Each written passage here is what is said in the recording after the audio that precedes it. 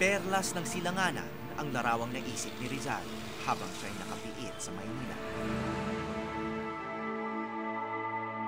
Ngayon, hindi na sa puting perlas nating mayahambing ang ating mahal na syudad. Sa masikip na pusod nito, may natuklasan kaming lugar na nakabalot sa ibang kulay.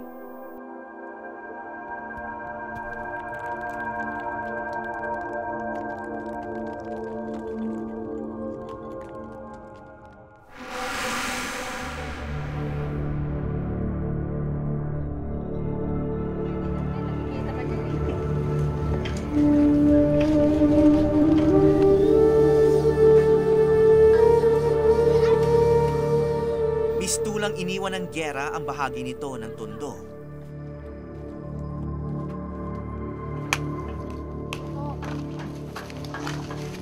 Ang Sitio Damayan o ang binansagang Smoky 2. Araw at gabi, walang katapusan ang usok.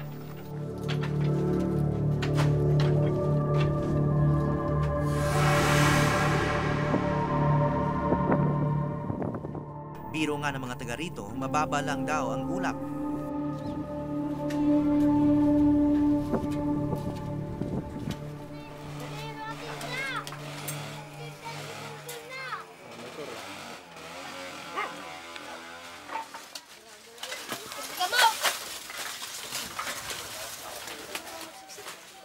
Ngunit ang hika ng mga tao, katibay ng matinding polusyon.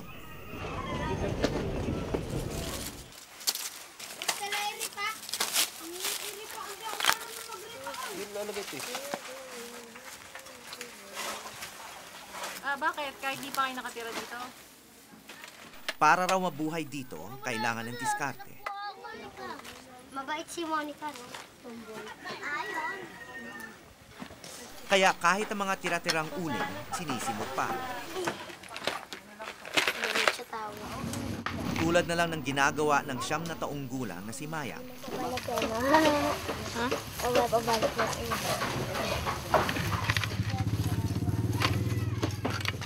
Siya ang bunso sa 7 magkakapatid. Talagang mausok, no? Talagang magtapang. Opo. Marami rin bata nagtatrabaho rito? Opo. Pero mga kapatid mo? Hindi po. Nadudulag po sila sa bahay.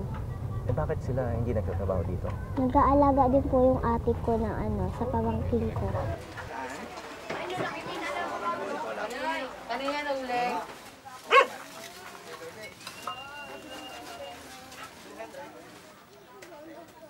So anong nangyayari dito? Pwede mo ikwento sa amin? Ginagawa po nila dito, nagtatrabaho din po. Ano? Nagtatrabaho po. Ayan po ginagawa pong uling. Sinasaladsan nila po. Yan ang ginagawang uling. Opo. Mukhang galing sa bahay na dinimolish ito, no? So yun ang sinusunog. Opo. Okay, pero hindi ito yung ginagawa mo. Hindi po. Ikaw namumulot ka lang ng mga uling na. Opo. Yung amoy at saka yung tapang ng usok dito, napaka-toxic.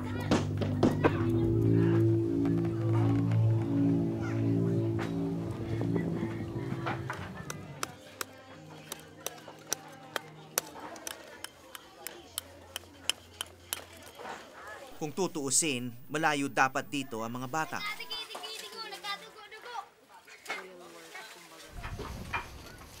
Pero araw-araw, laman ng ulingan sina Maya at ang iba niyang kaibigan. Masakit yung tiyan niya. Nung nakaraan nga lang, nung karang Martes, nadatnan ko yan siya dyan. Nakahiga sa upuan namin. Nilalagnat siya. Wala nang asawa si Aling Nida at nakikitira pa sa kanila ang 3 niyang apo. Eh, yan naman po talaga parang pinag-usapan namin yan na kung po pwede. Hindi ko naman siya pinipilit na magtrabaho. Kasi nga po, kapos ako sa budget ko sa araw-araw. Papatulong ako na kung pwede, manguha siya ng uling para pang suporta dun sa namin. Bakit ka nagtatrabaho rito imbis na naglalaro na lang katulad ng ibang bata? Wala po kasi kami pambayad ng solar.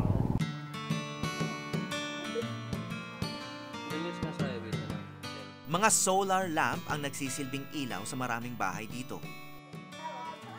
Wala kasi silang kuryente. Kaya nakaasa kay Mayang kung makakailaw ba sila o hindi. May bayad na 8 piso kada charge araw-araw.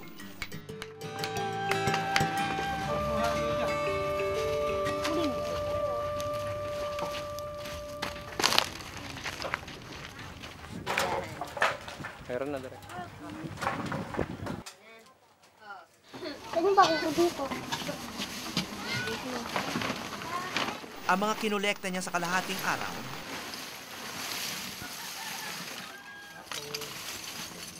So, pag ganyan na lang, re-repack na lang, ikaw na lang tumutulong. Opo. Ako lang po taga-repack ng uling nila.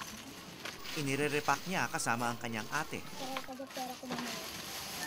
Magkano yan? Ano, dalawang 10 tsaka 10 tagpipiso naman. Saka inilalako sa mga kapitbahay.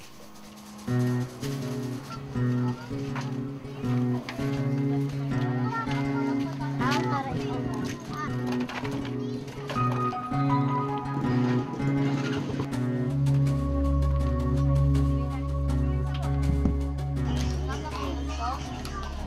Sa akin yan, yung isa lang pera.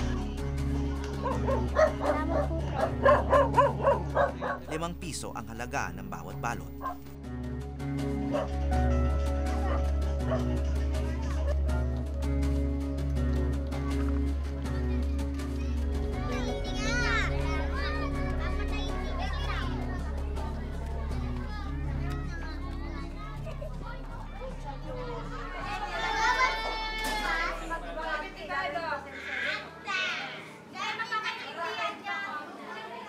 Sa container na ito, charge ang mga solar lamp ng Sitio Damayan. Proyekto ito ng Life Project for Youth, isang NGO.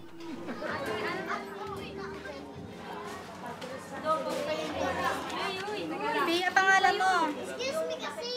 Araw-araw dinudumog ito ng mga residenteng ayaw makibahagi sa illegal na jumper ng ilan nilang kapitbahay.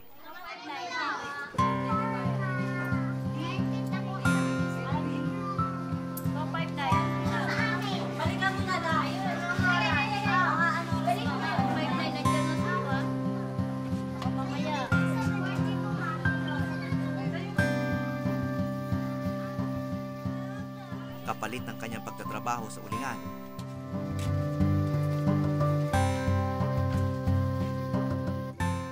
May ilaw ngayong gabi ang bahay ni Namaya.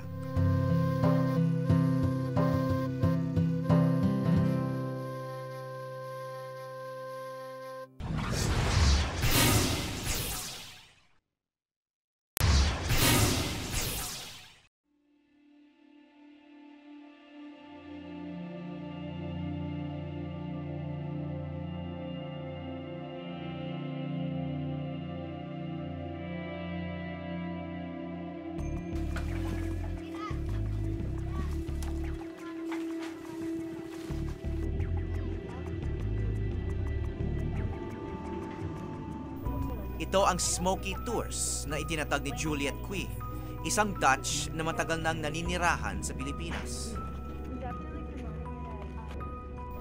Isa raw itong halimbawa ng moral tourism na tinatangkilik ng maraming foreigner na dumadayo sa bansa.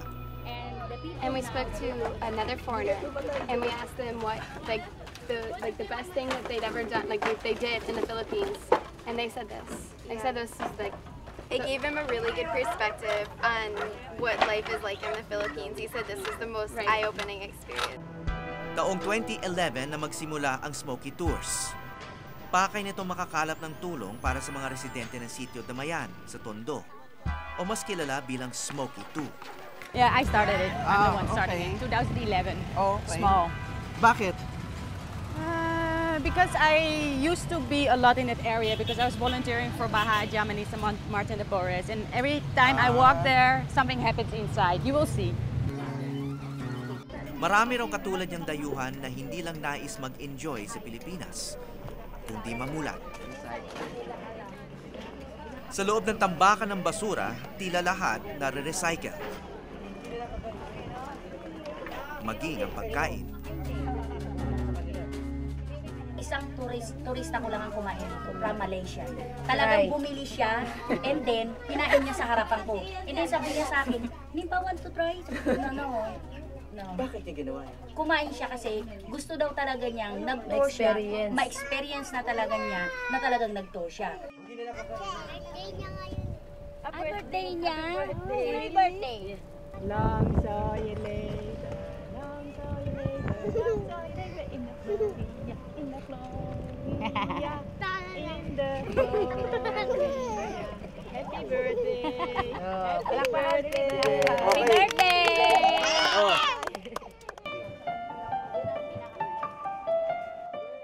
May 3 bahagi ang tour. Una sa tambakan. Sunod sa mga eskinita ng mga kabahayan. Mga inaasahan mong makikita kung matagal ka na sa Maynila. Pero ang huling bahagi ng tour, ang sa hindi naming aakalain. Mula sa itaas, tila isa itong natutong na bahagi ng tondo.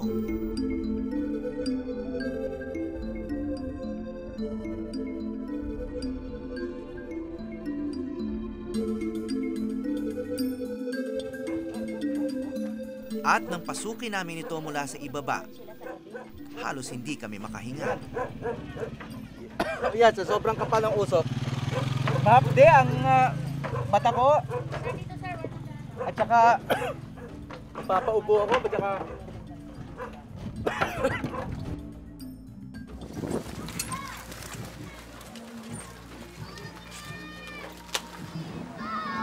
Maraming residente rito ang mga pinaalis mula sa orihinal na Smoky Mountain na matatanaw mula rito.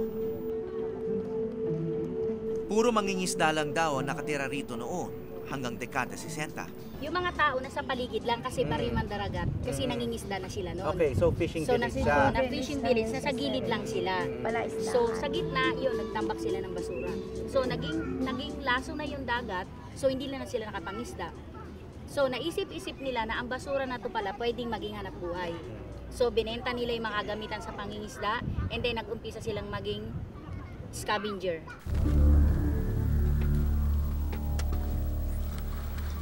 Noong dekada 80 at 90, naging pamosong Smoky Mountain bilang muka ng kahirapan sa bansa. Sa loob ng mahigit 40 taon, dito tinambak ang lahat ng basura mula Maynila, Malabon at Navotas. Tinawag na Smoky dahil sa usok na nalilikha ng methane na galing sa basura.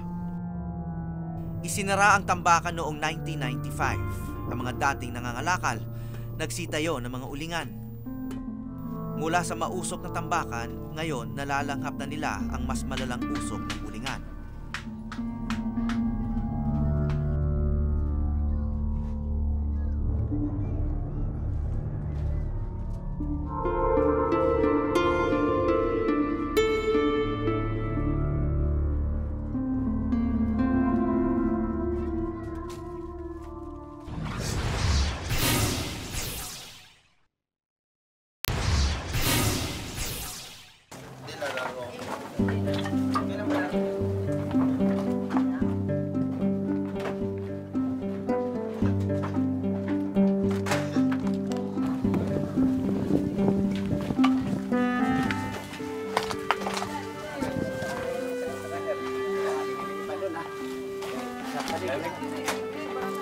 Sa sitio Damayan, ang mga pugon ay nagbubuga ng iba't ibang uri ng hanapbuhay.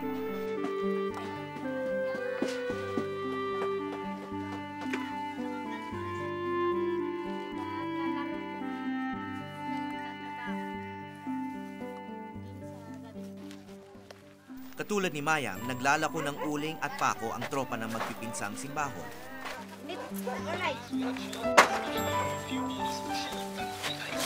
Hindi ka na nabibigla din, lalaki. Kuko naman to, hilaw pa, oh. Oh, ayan, ayan, oh. Kita na? Balay mo po, hilaw po. Sige, sige. Hilaw yan. Ah. Ano po? Tara. Tay, put.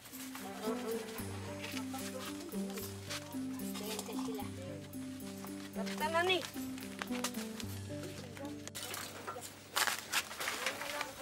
Patay mo yun. Malapit na tayo matapos. Pero may regular din na trabaho ang mga batang ito. Bahagi sila ng assembly line ng paggawaan ng uling ng kanilang lolo na si Mang Tony. Dati magsasaka sa Cebu si Mang Tony. Noong 2002, lumipat siya sa Maynila. So ano na ho ang naging hanap buhay nyo rito? Dati nagtinda ko, niya pagka wala na akong tinda, ganito lang hanap buhay namin. Paano nyo naisipan magtayo ng ulingan?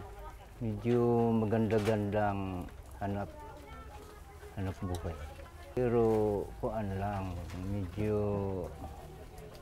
marumi, pero madali lang ang tira. Dalawa lang ang industriya rito, basura at ulingan. Hindi katulad ng pangangalakal ng basura. Kailangan ng puhunan ng pag-uuling. Nasa 350 pesos ang isang order nito ng kahoy galing sa dinimolish na bahay. Isang linggong trabaho lang ang kailangan para kumita sa pag-uuling kumpara sa ilang buwang paghihintay ng pagtubo ng pananim. Medyo sabi nila maganda-ganda daw dito ang hanap buhayan. Sa amin magtanim namin ng mais, kamuting kahoy, saging. Mabuti dito kay pagdating namin may puhunan ni nga maliit among negosyo. Ngayon pagkatapos may ulingan, ito po negosyo namin. Nagtitindahan kong gamay, maliit ang tinda ko. Ito lang hanap buhay namin. Kung hindi nyo ginagawa ito, ano yung hanap buhay nyo sa akin? Hirap na hirap. Kung hindi na mo ginagawa ito, mahirap. Ito lang paninda mong kuan. Walang ibang trabaho rito kundi ito? Oo, ito lang. Lahat kami dito, ang trabaho namin ito lang.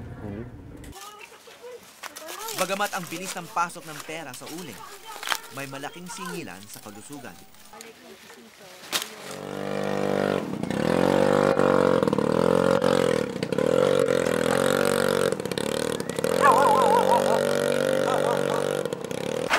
Anong nararamdaman niyo? Medyo may hika, pero sa kain wala man. Sa mga tao rito, sa tingin nyo, may epekto sa kalusugan nila? Medyo. Buri sa video camera, bat. Tagpo ang patay. Sabi sa ebensya mo na buhay ako yung di naubos. Bawat miyembro ng pamilya ni Mang Tony tumutulong sa negosyong ito, mula sa anak hanggang sa apo. Ilang hakbang lang mula sa kanilang pugon ang kanilang bahay. Gusto niyo bang dito na sila magtrabaho? Ay hindi. Gusto ko sa mga apo ko nga sa kaawahian may mga hanap buhayan sila nga medyo maganda. Pero kami mga mahirap. Amo lang nagtiis lang kami. Isa sa mga apo ni Mang Tony si John Paul. Noong Disyembre lang siya nagsimula magtrabaho sa ulingan. Nasira kasi ng bagyo ang tahanan ng pamilya niya sa Bulacan. Sa kanyang araw-araw na pagbabad dito, tila nakalimutan na niya kung ano ang itsura ng ibang tanawin. Kinikwento lang po ng mga nanay ko na nililibot po ako ng mga chewing ko sa Wala pa po akong isip ng dinala ko.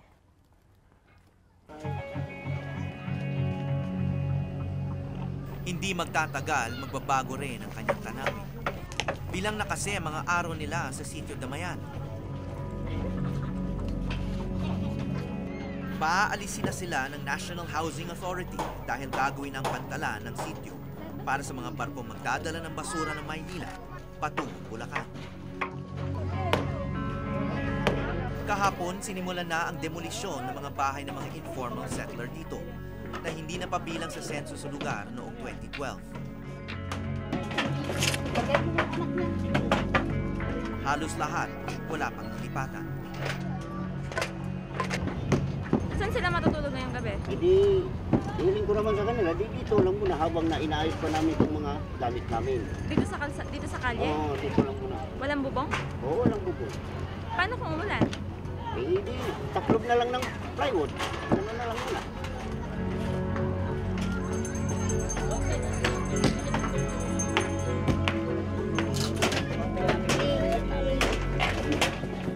Ang pamilya ni Mang Tony kabilang sa mga nasensus ng NHA na may bibigyan ng lilipatang bahay. Anong mangyayari sa inyo? Iwan ko lang sir. Sa kayo dito? Anong mangyari sa amin? Paalisyon na. Hindi pa mi alam. Sa kayo lilipat? Sa malayo mo daw. Tanhay o lugar nga puntahan namin. Hindi pa mi sigurado kaya hindi pa mi nakapunta.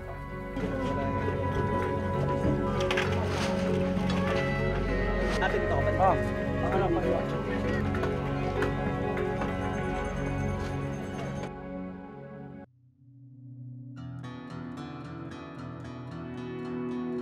Nagsimula na nga ang demolisyon.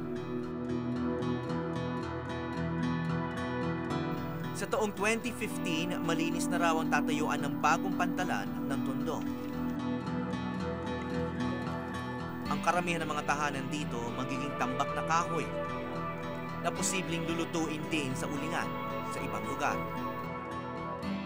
Ang mga pamilya nila Mayang at John Paul naman ililipat daw sa Tanay Rizal, kung saan makakalanghap din sila sa wakas ng malinis na hangin. Hindi lang tiyak ang hanap buhay doon. Kaya maaring babalik din sila sa nakakahika at mapanganib na syudad.